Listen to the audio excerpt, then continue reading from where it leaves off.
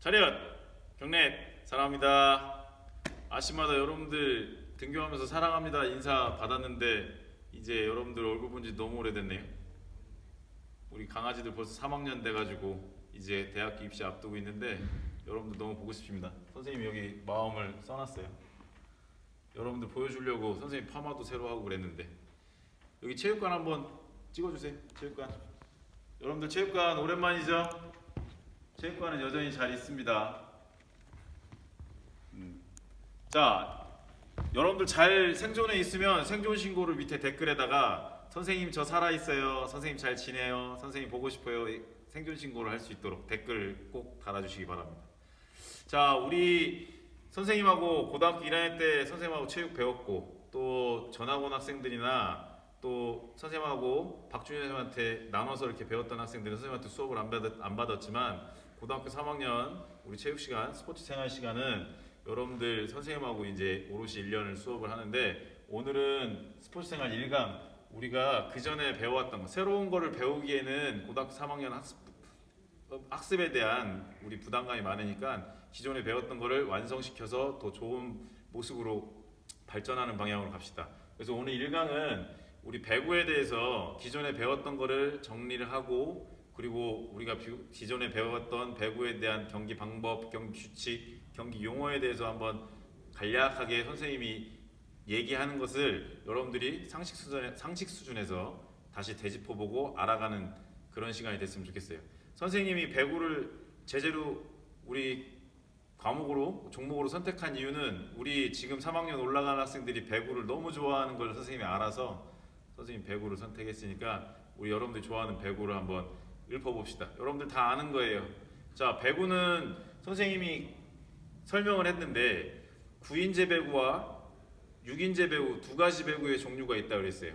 물론 두 명이서 하는 비치발리볼도 배구가 될 수 있지만 9인제 배구하고 6인제 배구를 우리가 개념을 기본적으로 알고 있어야지만이 됩니다. 왜냐하면 우리가 실제로 보는 스포츠 TV에서 여러분들 선수들이 하는 스포츠 같은 경우는 배구 같은 경우는 6인제 배구인데 여러분들이 나중에 사회에 나가서 직접 경험하는 그런 배구는 9인제 배구가 거의 99.9%입니다. 그래서 6인제 배구하고 9인제 배구 선생님이 차이점 설명했었어요. 그죠? 차이점이 4가지 있다고 그랬어요. 첫 번째 차이점은 들어가는 선수의 숫자 9명, 6명. 그 다음에 두 번째 차이점은 요 코트의 크기가 지금 현재 우리 보랑고등학교 보랑관에 그려져 있는 코트의 크기는 6인제 배구 라인인데 이 코트의 크기가 9인제 배구는 당연히 더 앞뒤 좌우가 더 넓겠죠. 코트의 크기가 달라요. 또 세 번째는 선생님이 설명했는데 세 번째는 서브 로테이션이 있고 없고의 차이가 있다고 그랬어요. 서브 로테이션은 뭐냐면 우리가 서브를 넣고 나서 서브의 순서가 바뀌면 내가 수비 위치에 갔다가도 공격 위치로 바뀌고 공격 위치에서도 다시 수비 위치로 오는 요 6명이 서브 로테이션, 서브의 순서에 따라서 서브의 순서가 바뀜에 따라서 위치가 이렇게 돌아간다는 것을 서브 로테이션이라고 선생님이 설명했어요. 근데 이거는 6인제 배구에서는 서브 로테이션이 있고 9인제 배구에서는 서브 로테이션이 없습니다. 이 차이가 6인제 배구하고 9인제 배구의 큰 차이죠. 근데 그러면은 서브 로테이션상 여기 있는 하얀 선 있습니다. 코트에 요거는 어택 라인이라고 그러는데 서브 로테이션상 수비 위치에 가 있는 선수가 어택 라인을 넘어서 공격을 했을 경우 어택라인 침범 파울이 이루어지는데 당연히 이것도 6인제 배구에서만 적용해내는 룰이기 때문에 9인제 배구에서는 이 어택라인이 없어요. 그죠? 선생님이 설명했죠. 그래서 여러분들 9인제 배구하고 6인제 배구 선생님이 설명했던 거 기억하죠? 자, 그러면 용어를 따지면 9인제 배구는 뭐라고 그랬어요? 극동식 배구라고 했어요. 극동아시아 지역에서 주로 한다고 해서 극동식 배구. 자, 6인제 배구는 뭐라고 그랬어요? 국제식 배구라고 그랬어요. 국제식 배구는 국제적인 스포츠 경기 룰에 입각해서 전 세계에서 통용되는 그런 국제식 배구 룰이라고 생각하면 돼요. 그래서 여러분들이 실제로 사회에 나가서 하는 배구는 극동식 배구라고 보면 되고요. 나머지 룰은 다 똑같다고 보면 돼요. 자, 배구 경기 방법에 대해서 선생님이 설명했죠. 득점이 되는 경우랑 실점이 되는 경우. 득점이 되는 경우는 뭘까요? 득점이 되는 경우는 상대편 코트에 공을 바운드 시키거나 상대편 선수 몸을 맞고 공을 내보내거나 그 다음에 상대편 선수가 범실을 저질렀을 때는 우리가 득점을 하는 거죠. 반대로 실점이 되는 경우는 우리 팀 코트에 공이 바운드 되거나 우리 팀 선수 몸을 맞고 공이 나가거나 그 다음에 우리 팀 선수 중에 누가 범실을 저질렀을 때는 우리가 실점이 되는 거겠죠. 그래서 득점이 되는 경우, 실점이 되는 경우에서 뭐 여러 가지가 있지만 몇 가지 선생님이 뭐 얘기를 해주면 기억하겠지 모르겠지만 라인 터치는 인정이 된다 안 된다? 인정됩니다. 라인을 맞았을 때는 인이다. 요거 설명해줬고 두 번째는 선생님 발로 차도 돼요? 발로 차도 된다고 했는데 단 고의적으로 발로 이렇게 빵 차는 게 아니라 자기가 발을 갖다 댔을 때 맞았을 경우 온몸을 사용할 수 있다라고 선생님이 설명을 했었어요. 자 그러면은 우리가 배구 경기 용어하고 경기 방법하고 방식하고 경기 방법하고 설명을 해줬는데 마지막 그 다음에는 배구 경기 규칙에 대해서 몇 가지 설명할게요. 이거는 이제 우리가 정식적인 룰로 했을 때 몇 점 몇 세트로 이루어지냐면 25.5세트 이루어진다고 선생님 설명했어요. 그죠? 25.5세트인데 무슨 포인트? 랠리 포인트제로 이루어진다고 했어요. 랠리 포인트제는 서로 한 점을 주고받는 방식이라고 했어요. 단 여기서 나머지 5세트 마지막 파이널 5세트는 15점만 하는 겁니다.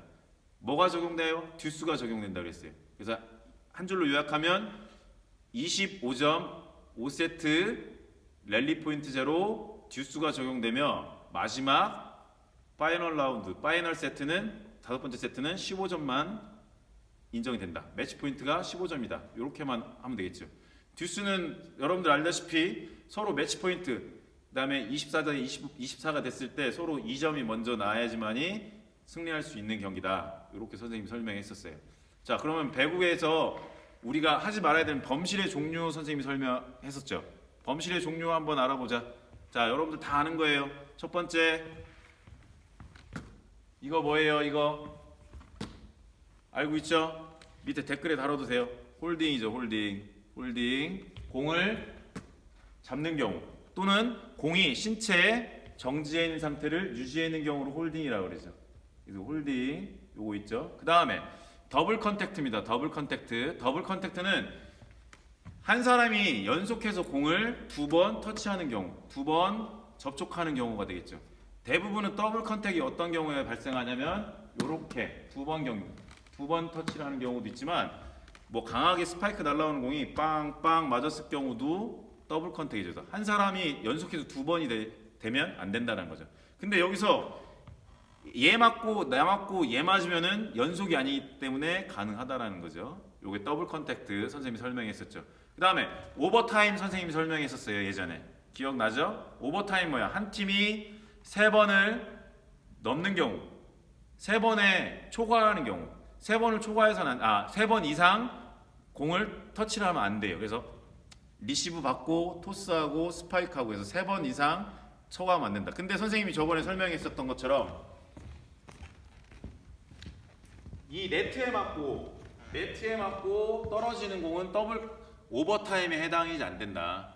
네트에 맞고 떨어지는 공은 처리할 수 있다. 오버타임 횟수에 들어가지 않는다라고 얘기했어요. 그래서 오버타임 횟수에 않는 것은 이 네트를 제3의 플레이어라고 봐서 요거는 오버타임 횟수에 들어가지 않는다라는 거 선생님이 설명했습니다.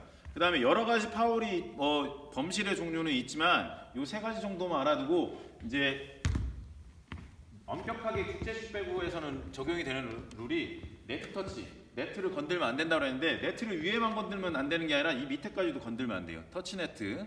요 브로킹 할 때 대부분 공을 네트를 건들 때 거는 경우가 있고 그 다음에 서브를 넣을 때 서비스를 넣을 때 요 서비스 라인을 침범하면 안 된다는 룰도 있죠. 요것만 외우면은 여러분들 대부분 배구에 대해서는 경기 룰이 다 정리가 된 거예요.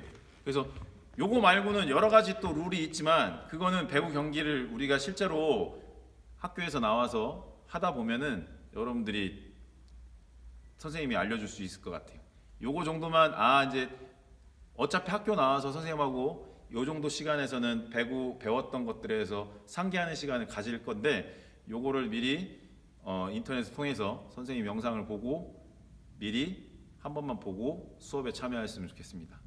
여러분들 보고 싶고 건강하고 다음 시간에 또 만납시다. 안녕.